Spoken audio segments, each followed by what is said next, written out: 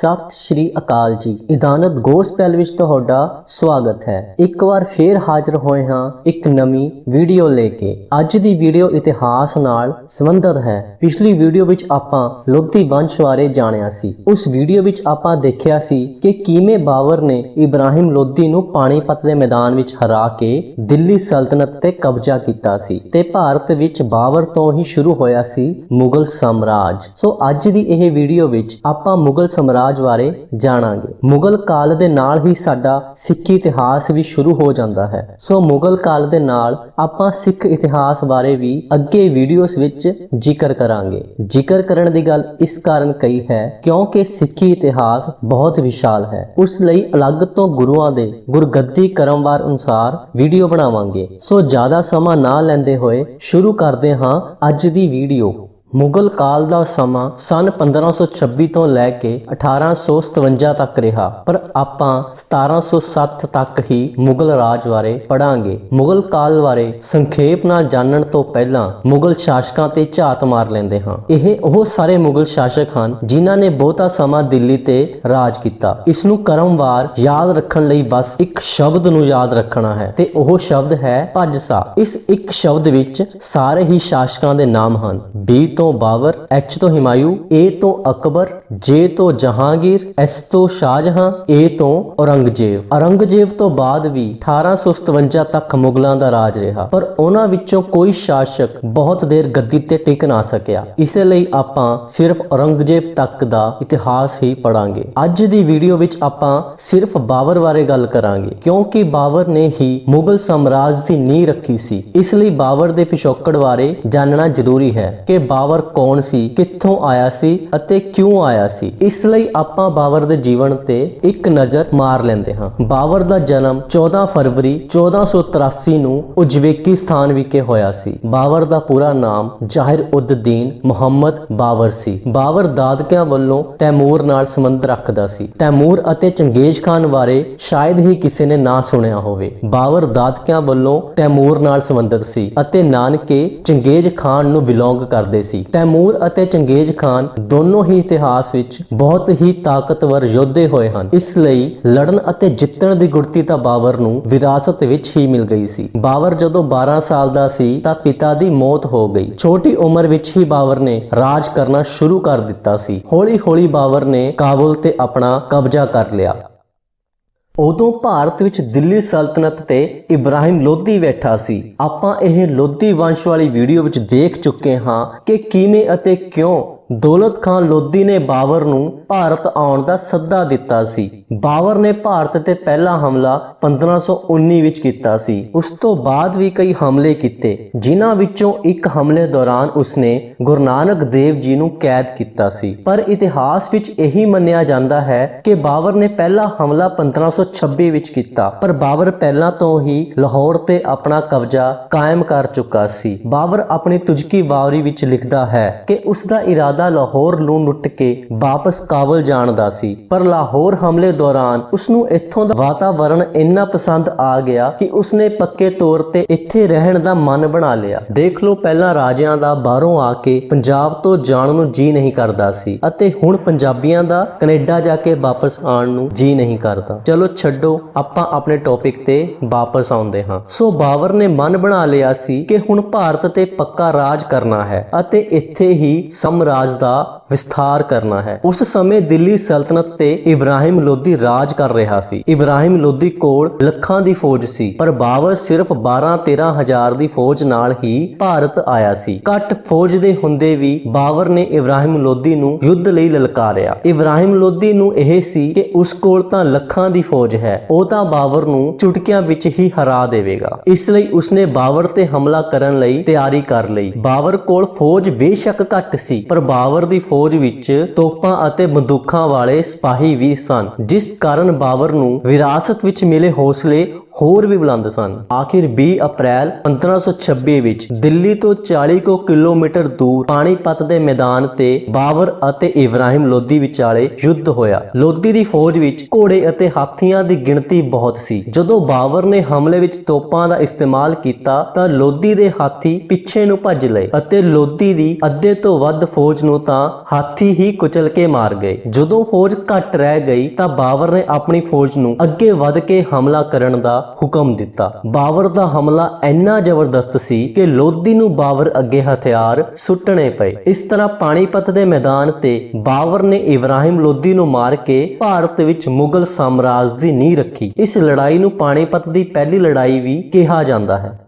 ਬਾਬਰ ਨੂੰ ਦਿੱਲੀ ਤੇ ਰਾਜ ਕਰਦੇ ਲਗਭਗ 1 ਸਾਲ ਦਾ ਸਮਾਂ ਬੀਤ ਚੁੱਕਾ ਸੀ। ਉਸ ਸਮੇਂ ਮੇਵਾੜ ਦਾ ਰਾਜਪੂਤ ਸ਼ਾਸਕ ਸੀ ਜਿਸ ਦਾ ਨਾਮ ਸੀ ਰਾਣਾ ਸੰਗਾ। ਰਾਣਾ ਸੰਗਾ ਬਾਬਰ ਤੋਂ ਪਹਿਲਾਂ ਹੀ ਜਾਣਕਾਰ ਸੀ, ਪਰ ਇਬਰਾਹਿਮ ਲੋਧੀ ਨਾਲ ਹਮਲੇ ਵਿੱਚ ਰਾਣਾ ਸੰਗਾ ਵੱਲੋਂ ਸਾਥ ਨਾ ਮਿਲਣ ਕਾਰਨ ਬਾਬਰ ਉਸ ਨਾਲ ਨਾਰਾਜ਼ ਸੀ। ਉਧਰ ਰਾਣਾ ਸੰਗਾ ਬਾਬਰ ਤੋਂ ਇਸ ਲਈ ਖਾਰ ਖਾਂਦਾ ਸੀ ਕਿਉਂਕਿ ਬਾਬਰ ਇੱਕ ਵਿਦੇਸ਼ੀ ਹਮਲਾਵਰ ਸੀ ਜੋ ਭਾਰਤ ਤੇ ਕਬਜ਼ਾ ਕਰਕੇ ਬੈਠ ਗਿਆ ਸੀ। ਰਾਣਾ ਸੰਗਾ ਬਾਬਰ ਨੂੰ ਦਿੱਲੀ ਦੇ ਤਖਤ ਤੋਂ ਉਤਾਰ ਕੇ ਖੁਦ ਦਿੱਲੀ ਦੇ ਰਾਜ ਕਰਨਾ ਚਾਹੁੰਦਾ ਸੀ ਅਤੇ ਰਾਜਪੂਤ ਰਾਜ ਨੂੰ ਅੱਗੇ ਵਧਾਉਣਾ ਚਾਹੁੰਦਾ ਸੀ। ਕੁਝ ਅਫਗਾਨਾਂ ਨੇ ਵੀ ਰਾਣਾ ਸਾਂਗਾ ਨੂੰ ਬਾਬਰ ਨਾਲ ਯੁੱਧ ਲਈ ਉਕਸਾਇਆ ਅਤੇ ਰਾਣਾ ਸਾਂਗਾ ਦਾ ਸਮਰਥਨ ਕੀਤਾ। ਇਸ ਤਰ੍ਹਾਂ ਦੋਨਾਂ ਸ਼ਾਸਕਾਂ ਦੇ ਦਿਲਾਂ ਵਿੱਚ ਇੱਕ ਦੂਜੇ ਲਈ ਨਫ਼ਰਤ ਪੈਦਾ ਹੋਈ ਅਤੇ ਇਹ ਨਫ਼ਰਤ ਖਾਨਵਾ ਦੇ ਮੈਦਾਨ ਤੇ ਹਮਲੇ ਦੇ ਰੂਪ ਵਿੱਚ ਬਾਹਰ ਆਈ। ਆਖਿਰ 16 ਅਪ੍ਰੈਲ 1527 ਨੂੰ ਬਾਬਰ ਅਤੇ ਰਾਣਾ ਸਾਂਗਾ ਦੇ ਵਿਚਾਲੇ ਖਾਨਵਾ ਦੀ ਲੜਾਈ ਹੋਈ। ਕਿਉਂਕਿ ਬਾਬਰ ਨੂੰ ਦਿੱਲੀ ਤੇ ਰਾਜ ਕਰਦੇ ਸਾਲ ਹੋ ਗਿਆ ਸੀ ਤਾਂ ਕਈ ਰਾਜਿਆਂ ਨਾਲ ਬਾਬਰ ਦੇ ਰਿਸ਼ਤੇ ਵੀ ਵਧੀਆ ਬਣ ਚੁੱਕੇ ਸਨ। ਖਾਨਵਾ ਦੀ ਲੜਾਈ ਵਿੱਚ ਇਹਨਾਂ ਭਾਰਤੀ ਰਾਜਿਆਂ ਨੇ ਬਾਬਰ ਦਾ ਸਮਰਥਨ ਕੀਤਾ, ਜਿਸ ਨਾਲ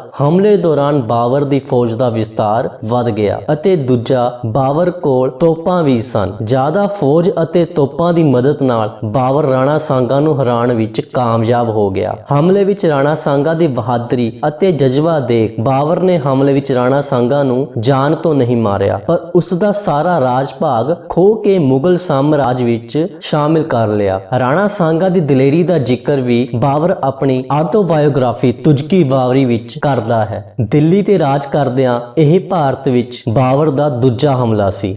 ਰਾਜਪੂਤ ਰਾਜੇ ਨੂੰ ਹਰਾਉਣ ਤੋਂ ਬਾਅਦ ਭਾਰਤ ਵਿੱਚ ਮੁਗਲਾਂ ਦਾ ਰਾਜ ਲਗਭਗ ਤੈਅ ਹੋ ਚੁੱਕਾ ਸੀ। ਇਸ ਲਈ ਬਾਬਰ ਭਾਰਤ ਵਿੱਚ ਮੁਗਲ ਰਾਜ ਦਾ ਵਿਸਥਾਰ ਹੋਰ ਵੀ ਜ਼ਿਆਦਾ ਕਰਨਾ ਚਾਹੁੰਦਾ ਸੀ। ਮਾਲਵਾ ਅਤੇ ਬੁੰਦੇਲਖੰਡ ਦੇ ਬਾਰਡਰ ਤੇ ਇੱਕ ਜਗ੍ਹਾ ਸਥਿਤ ਸੀ ਜਿਸ ਦਾ ਨਾਮ ਸੀ ਚੰਦੇਰੀ। ਇਹ ਚੰਦੇਰੀ ਮਾਲਵਾ ਦੇ ਰਾਜਾ ਦੇ ਅੰਡਰ ਆਉਂਦਾ ਸੀ। ਉਸ ਸਮੇਂ ਮਾਲਵਾ ਦਾ ਸ਼ਾਸਕ ਮੇਦਨੀ ਰਾਓ ਸੀ। ਮੇਦਨੀ ਰਾਓ ਨੇ ਖਾਨਵਾ ਦੇ ਯੁੱਧ ਵਿੱਚ ਰਾਣਾ ਸਾਂਗਾ ਦੀ ਮਦਦ ਵੀ ਕੀਤੀ ਸੀ। ਬਾਬਰ ਨੇ ਮੇਦਨੀ ਰਾਓ ਤੋਂ ਸਵਾਦ ਦੇ ਬਦਲੇ ਚੰਦੇਰੀ ਦੀ ਮੰਗ ਰੱਖੀ, ਜਿਸ ਮੰਗ ਨੂੰ ਮੇਦਨੀ ਰਾਓ ਨੇ ਸਵੀਕਾਰ ਨਹੀਂ ਕੀਤਾ। ਮੰਗ ਨਾ ਮਨਜ਼ੂਰ ਕਰਨ ਤੋਂ ਗੁੱਸੇ ਹੋਏ ਬਾਬਰ ਨੇ 19 ਜਨਵਰੀ 1528 ਨੂੰ ਮੇਦਨੀ ਰਾਓ ਤੇ ਹਮਲਾ ਕਰ ਦਿੱਤਾ ਅਤੇ ਚੰਦੇਰੀ ਦੇ ਮੈਦਾਨ ਤੇ ਬਾਬਰ ਅਤੇ ਮੇਦਨੀ ਰਾਓ ਵਿਚਕਾਰ ਲੜਾਈ ਹੋਈ, ਜਿਸ ਵਿੱਚ ਬਾਬਰ ਨੇ ਮੇਦਨੀ ਰਾਓ ਦਾ ਕਤਲ ਕਰ ਦਿੱਤਾ। ਕਿਤੇ-ਕਿਤੇ ਇਤਿਹਾਸ ਵਿੱਚ ਇਹ ਵੀ ਲਿਖਿਆ ਹੈ ਕਿ ਚੰਦੇਰੀ ਦੇ ਲੋਕਾਂ ਨੇ ਮੁਗਲ ਰਾਜ ਅੰਡਰ ਆਉਣਾ ਮੁਨਾਸਿਬ ਨਾ ਸਮਝਿਆ ਅਤੇ ਉਹਨਾਂ ਨੇ ਇੱਕ ਗਰੁੱਪ ਬਣਾ ਕੇ ਖੁਦ ਨੂੰ ਅੱਗ ਲਗਾ ਲਈ ਸੀ। ਇਹ ਬਾਬਰ ਦਾ ਤੀਜਾ ਹਮਲਾ ਸੀ।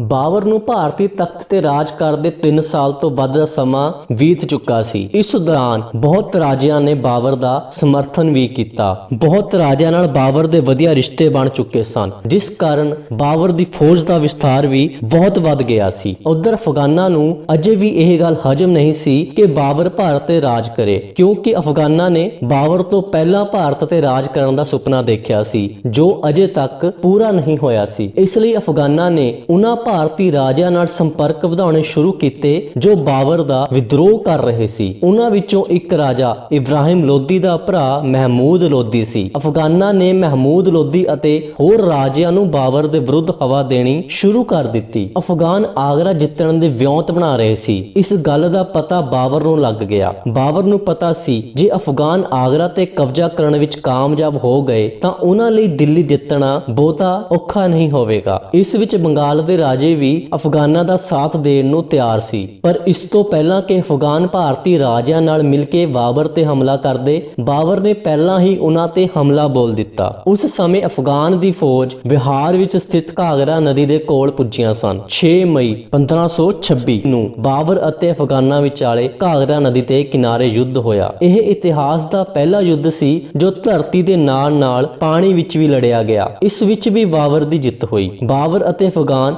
ਦੋਨੋਂ ਹੀ ਵਿਦੇਸ਼ੀ ਸਨ। ਇਸ ਲਈ ਇਹ ਯੁੱਧ ਉਹ ਪਹਿਲਾ ਯੁੱਧ ਵੀ ਸੀ ਜਿਸ ਵਿੱਚ ਧਰਤੀ ਤਾਂ ਭਾਰਤ ਦੀ ਸੀ, ਪਰ ਲੜਨ ਵਾਲੇ ਦੋਨੋਂ ਸ਼ਾਸਕ ਵਿਦੇਸ਼ੀ ਸਨ। ਕਾਂਗੜਾ ਦੇ ਯੁੱਧ ਵਿੱਚ ਬਾਬਰ ਨੇ ਅਫਗਾਨਾਂ ਨੂੰ ਬੁਰੀ ਤਰ੍ਹਾਂ ਹਰਾ ਦਿੱਤਾ। ਇਸ ਯੁੱਧ ਤੋਂ ਬਾਅਦ ਬਾਬਰ ਅਤੇ ਅਫਗਾਨਾਂ ਵਿੱਚ ਇੱਕ ਸਮਝੌਤਾ ਵੀ ਹੋਇਆ ਕਿ ਬਾਬਰ ਕਦੇ ਅਫਗਾਨ ਤੇ ਹਮਲਾ ਨਹੀਂ ਕਰੇਗਾ। ਇਸ ਦੇ ਬਦਲੇ ਅਫਗਾਨ ਭਾਰਤ ਵਿੱਚ ਬਾਬਰ ਦੇ ਵਿਰੁੱਧ ਕੋਈ ਕਾਰਵਾਈ ਨਹੀਂ ਕਰੇਗਾ ਅਤੇ ਨਾ ਹੀ ਬਾਬਰ ਦੇ ਕਿਸੇ ਦੁਸ਼ਮਣ ਨੂੰ ਅਫਗਾਨ ਵਿੱਚ ਪਨਾਹ ਦੇਵੇਗਾ। ਇਹ ਬਾਬਰ ਦਾ ਭਾਰਤ ਤੇ ਚੌਥਾ ਅਤੇ ਆਖਰੀ ਹਮਲਾ ਸੀ। 1 ਸਾਲ ਬਾਅਦ 26 ਦਸੰਬਰ 1530 ਵਿੱਚ ਬਾਬਰ ਦੀ ਕਿਸੇ ਬਿਮਾਰੀ ਨਾਲ ਮੌਤ ਹੋ ਜਾਂਦੀ ਹੈ। ਮੌਤ ਤੋਂ ਬਾਅਦ ਬਾਬਰ ਨੂੰ ਆਗਰਾ ਵਿੱਚ ਦਫਨਾਇਆ ਜਾਂਦਾ ਹੈ, ਪਰ ਕੁਝ ਸਮੇਂ ਬਾਅਦ ਪਤਾ ਚੱਲਦਾ ਹੈ ਕਿ ਬਾਬਰ ਦੀ ਇੱਛਾ ਸੀ ਕਿ ਉਸ ਨੂੰ ਮਰਨ ਤੋਂ ਬਾਅਦ ਕਾਬੁਲ ਵਿਖੇ ਦਫਨਾਇਆ ਜਾਵੇ, ਤਾਂ ਆਗਰਾ ਦੀ ਕਬਰ ਤੋਂ ਕੱਢ ਕੇ ਬਾਬਰ ਨੂੰ ਕਾਬੁਲ ਵਿਖੇ ਦਫਨਾਇਆ ਗਿਆ। ਸੋ ਬਾਬਰ ਦੀਆਂ 2 ਕਬਰਾਂ ਨੇ, ਇੱਕ ਆਗਰਾ ਭਾਰਤ ਵਿੱਚ ਅਤੇ ਦੂਜੀ ਕਾਬੁਲ ਵਿੱਚ। ਬਾਬਰ ਦੀ ਮੌਤ ਤੋਂ ਬਾਅਦ ਉਸ ਦਾ ਪੁੱਤਰ ਹਿਮਾਯੂ ਦਿੱਲੀ ਤਖਤ ਤੇ ਬੈਠਦਾ ਹੈ। ਵੈਸੇ ਤਾਂ ਬਾਬਰ ਨੇ 1526 ਤੋਂ 1530 ਤੱਕ 4 ਸਾਲ ਹੀ ਭਾਰਤ ਤੇ ਰਾਜ ਕੀਤਾ, ਪਰ ਇਹ 4 ਸਾਲਾਂ ਵਿੱਚ ਉਸਨੇ ਮੁਗਲ ਸਾਮਰਾਜ ਦੀ ਇੰਨੀ ਮਜ਼ਬੂਤ ਨੀਂਹ ਰੱਖ ਦਿੱਤੀ ਸੀ ਜੋ ਖਾਲਸੇ ਤੋਂ ਬਿਨਾਂ ਕਿਸੇ ਤੋਂ ਪੱਟੀ ਨਹੀਂ ਗਈ। ਇਸ ਤਰ੍ਹਾਂ ਬਾਬਰ ਨੇ ਭਾਰਤ ਤੇ ਕੁੱਲ 4 ਹਮਲੇ ਕੀਤੇ। ਐਗਜ਼ਾਮ ਪੁਆਇੰਟ ਆਫ ਵਿਊ ਤੋਂ ਇਹਨਾਂ 4 ਹਮਲਿਆਂ ਨੂੰ ਯਾਦ ਰੱਖਣਾ ਬਹੁਤ ਜ਼ਰੂਰੀ ਹੈ। ਇਸ ਲਈ ਜਾਂਦੇ ਜਾਂਦੇ ਤੁਹਾਨੂੰ ਐਵੇਂ ਦਾ ਟ੍ਰਿਕ ਦੱਸ ਕੇ ਜਾਵਾਂਗੇ ਕਿ ਤੁਹਾਨੂੰ ਇਹ ਹਮਲੇ ਯਾਦ ਰੱਖਣ ਵਿੱਚ ਕੋਈ ਦਿੱਕਤ ਨਹੀਂ ਆਵੇਗੀ। 4 ਹਮਲਿਆਂ ਨੂੰ ਯਾਦ ਰੱਖਣ ਲਈ ਬਸ ਇੱਕ ਲਾਈਨ ਨੂੰ ਯਾਦ ਰੱਖਣਾ ਹੈ। ਇਹ ਲਾਈਨ ਹੈ, ਪਾਣੀ ਪੀਤਾ, ਖਾਣਾ ਖਾਦਾ, ਚਾਹ ਪੀਤੀ, ਘਰ ਗਿਆ ਅਤੇ ਮਰ ਗਿਆ। ਪਾਣੀ ਪੀਤਾ ਮਤਲਬ ਪਾਣੀਪਤ ਦਾ ਯੁੱਧ ਜੋ 1926 ਵਿੱਚ ਲੜਿਆ ਗਿਆ। ਖਾਣਾ ਖਾਦਾ ਦਾ ਮਤਲਬ ਖਾਨਵਾ ਦਾ ਯੁੱਧ ਜੋ 1527 ਵਿੱਚ ਲੜਿਆ ਗਿਆ। ਚਾਹ ਦਾ ਮਤਲਬ ਚੰਦੇਰੀ ਦਾ ਯੁੱਧ ਜੋ 1528 ਵਿੱਚ ਹੋਇਆ। ਘਰ ਗਿਆ ਦਾ ਮਤਲਬ ਕਾਂਗੜਾ ਦਾ ਯੁੱਧ ਜੋ 1529 ਵਿੱਚ ਹੋਇਆ। ਮਰ ਗਿਆ ਦਾ ਮਤਲਬ ਬਾਬਰ ਦੀ ਮੌਤ ਤੋਂ ਹੈ ਜੋ 1530 ਵਿੱਚ ਹੋਈ। 4 ਯੁੱਧਾਂ ਵਿੱਚ ਇੱਕ ਸਾਲ ਦਾ ਫਰਕ ਹੈ, ਤਾਂ ਸਨ ਨੂੰ ਯਾਦ ਰੱਖਣਾ ਇੰਨਾ ਔਖਾ ਕੰਮ ਨਹੀਂ ਹੈ। ਸੋ ਇਹ ਸੀ ਅੱਜ ਦੀ ਵੀਡੀਓ। ਹਰ ਵਾਰ ਦੀ ਤਰ੍ਹਾਂ ਉਮੀਦ ਕਰਦੇ ਹਾਂ ਕਿ ਤੁਹਾਨੂੰ ਵੀਡੀਓ ਤੋਂ ਕੁਝ ਸਿੱਖਣ ਨੂੰ ਜ਼ਰੂਰ ਮਿਲਿਆ ਹੋਵੇਗਾ। ਜੇ ਸਾਡੀ ਮਿਹਨਤ ਚੰਗੀ ਲੱਗੀ ਤਾਂ ਵੀਡੀਓ ਨੂੰ ਲਾਈਕ ਕਰਕੇ ਚੈਨਲ ਨੂੰ ਸਬਸਕ੍ਰਾਈਬ ਜ਼ਰੂਰ ਕਰ ਦਿਓ ਅਤੇ ਆਪਣੇ ਦੋਸਤ ਮਿੱਤਰਾਂ ਨਾਲ ਵੀ ਵੀਡੀਓ ਸ਼ੇਅਰ ਕਰਨਾ ਨਾ ਭੁੱਲਿਓ। ਜਲਦੀ ਹੀ ਅਗਲੀ ਵੀਡੀਓ ਲੈ ਕੇ ਆਵਾਂਗੇ ਜਿਸ ਵਿੱਚ ਮੁਗਲ ਕਾਲ ਦੇ ਬਾਕੀ ਸ਼ਾਸਕਾਂ ਬਾਰੇ ਜਾਣਾਂਗੇ। ਉਦੋਂ ਤੱਕ ਸਤਿ ਸ਼੍ਰੀ ਅਕਾਲ ਜੀ। ਧੰਨਵਾਦ ਜੀ।